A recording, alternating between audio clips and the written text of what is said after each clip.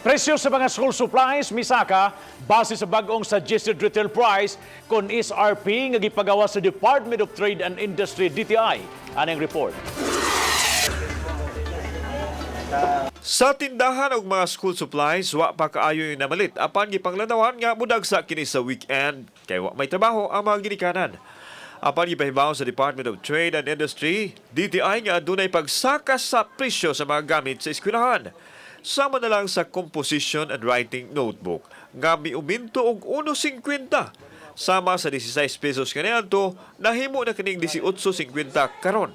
Depende hinuon sa gibag-on sa pahina ug klase sa papel. Ang presyo sa papel o writing pad miuminto sab og 2 pesos. Gikan sa 6 pesos nahimo na kining 8 pesos depende sab sa klase ug brand sa papel. Ang intermediate pad gikan sa 12.50 nahimo ng 16.50 pesos. Ang ballpen miuminto ang presyo gikan sa 5 pesos ngadto sa 6 pesos. Sa lapis adunay mga miumento apan aduna usay brand nga misaka ang presyo. Suma sa DTI nga ang taas nga gasto sa raw materials ang hinungdan sa pagsaka sa presyo. Kung kasagaran ato mga supermarkets, kanang what ay problema, no? Compliance sila kay they're also protecting their name as well as kabaw sila mo-exceed sila sa atong SRP.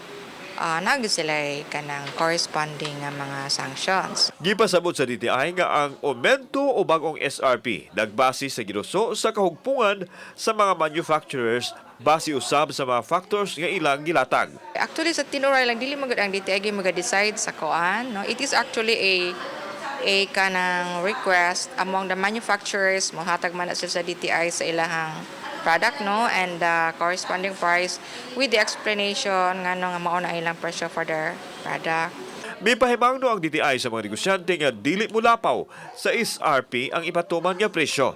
Hinoon base sa monitoring sa DTI nahasubay man sa presyo nga gilatid ang mga school supplies nunod sa pag-abli sa klase sunod semana. Kauban si Godfrey Rillian, ako si Alan Domingo. Balitang Bisdak.